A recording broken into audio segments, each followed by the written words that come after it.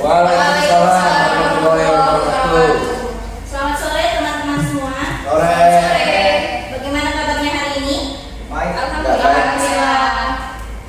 Baiklah, pada kesempatan pagi hari ini izinkan kami untuk menyampaikan materi tentang rekayasa perangkat lunak pada tanaman padi Ciherang dengan pengembangan sistem UML.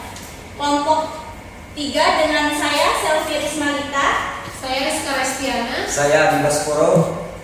Berikut materi akan disampaikan oleh Adi Baskoro. Pada Adi, saya persilakan.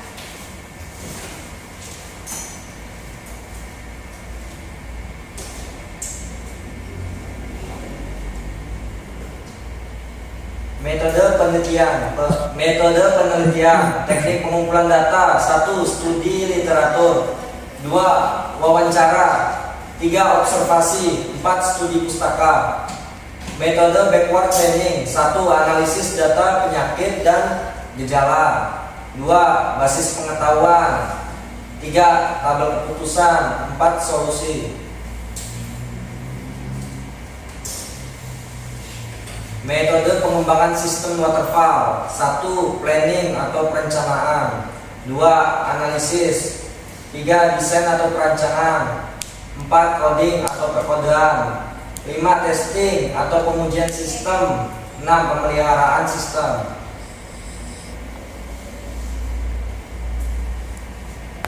Alat pengembangan sistem UML. 1. Use case. 2. Activity diagram. 3. Kelas diagram. 4. Rancangan input dan output.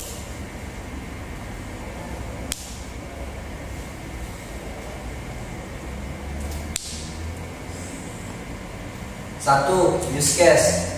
Berikut ini merupakan proses interaksi sistem pakar dengan pengguna ataupun admin yang saling berhubungan. Dari user member ke sistem pakar dan ke konsultasi. Dari sistem pakar bisa melihat informasi terbaru, lihat petunjuk aplikasi, dan lihat kontak. Dari konsultasi bisa melihat daftar konsultasi dan lihat hasil konsultasi. Dan dari admin ke login. Dari login bisa ke kelola data penyakit dan solusi, kelola data gejala, kelola informasi pertanian, dan kelola hasil komunikasi. 2. Activity diagram. Berikut adalah diagram aktivitas antara user, admin, dan sistem pakar yang disajikan dengan gambar pada setiap aktivitas yang terjadi. Pertama, masuk ke menu admin dan masukkan username dan password. Lalu mengecek username dan password, dicek ulang. Masuk menu admin. Di dalam menu admin ada entry data penyakit, entry data gejala, entry solusi, dan entry data informasi. Dan selanjutnya bisa kembali ke menu halaman dan keluar dari menu halaman.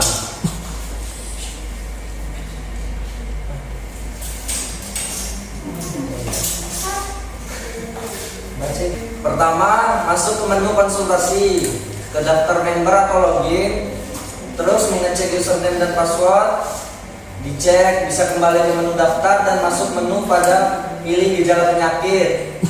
Lanjut masuk ke halaman hasil konsultasi dan cetak hasil konsultasi.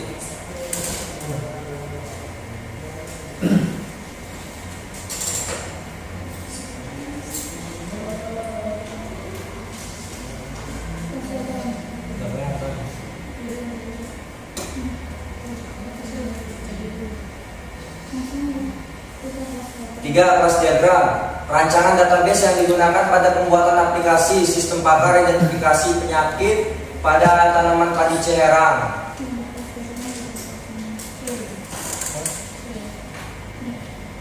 Dan akan dilanjutin oleh Rizka. 4. Rancangan input dan output. Rancangan input, rancangan halaman aplikasi. Di gambar rancangan halaman aplikasi terdapat menu home, input penyakit, konsultasi, petunjuk, kontak, dan login. Ada logo aplikasi. Terus yang kedua halaman info penyakit seperti di gambar. Halaman info konsultasi, di sini ada daftar konsultasi, ada nama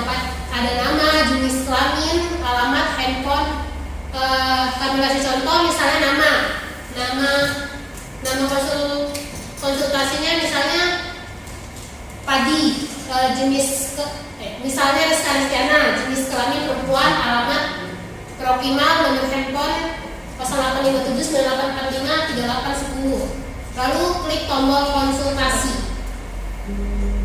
Terus halaman petunjuk pengguna aplikasi. Di situ ada petunjuk cara penggunaan aplikasinya.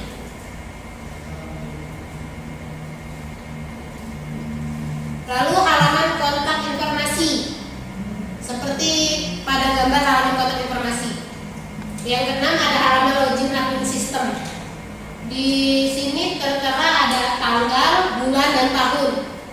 Lalu memasukkan username dan password. Setelah itu klik login. Yang ketujuh ada input data penyakit. Ada tambahkan penyakit, ada kode penyakit, nama penyakit, keterangan, dan solusi. Misalnya kode penyakit B08, nama penyakitnya padi Ciherang, dan keterangannya padi kurang baik untuk dikonsumsi. Solusinya kita bisa menggunakan metode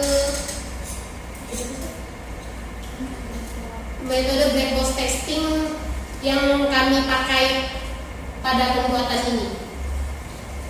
Yang kedelapan ada input data gejala. Di sini ada tambahkan gejala, kode gejala, dan nama gejala. Lalu klik simpan. Yang kesembilan ada menu input informasi. Tambahkan informasi, judul, dan isi. Lalu keterangan. Setelah dimasukkan kita bisa simpan. Yang B, rancangan keluaran. Halaman output pilih gejala tambahan padi. Seperti yang digambar, checklist gejala yang dalam tanaman padi tersebut. Lalu klik periksa konsultasi atau klik tombol ulangi. Yang kedua, halaman hasil konsultasi. Di sini ada tertera nama, jenis kelamin, alamat, nomor handphone, dan tanggal. Perangkat keras hardware yang dibutuhkan. Di sini kami membutuhkan laptop, modem, flash disk 4 GB, dan printer Canon MP2700. Perangkat lunak software yang kami butuhkan Windows 10, Microsoft Office 2010, PHP MyAdmin, dan Excel. Perangkat pikir atau brainwave.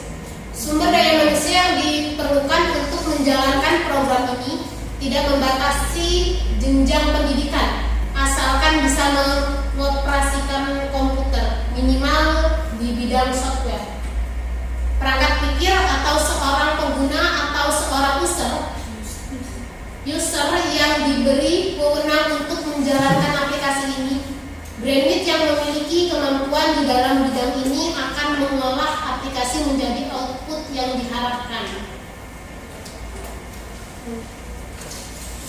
Baiklah, dari materi yang telah disampaikan oleh rekan-rekan saya, jika ada teman-teman yang ingin bertanya, kami persilakan.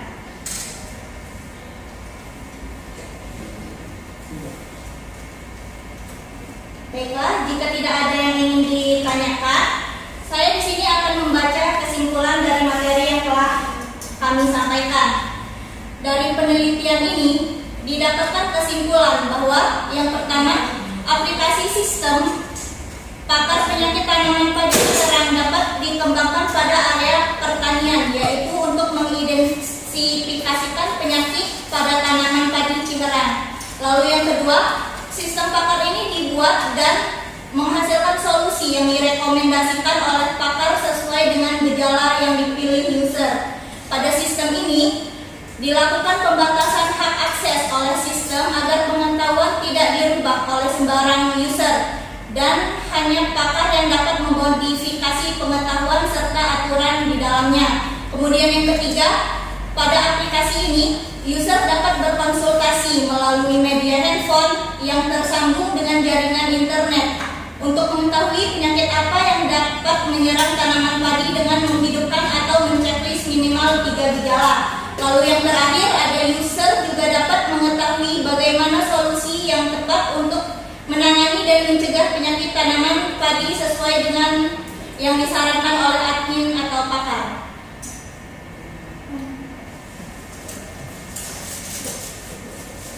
Baiklah, saya akhiri presentasi kami pada sore hari ini.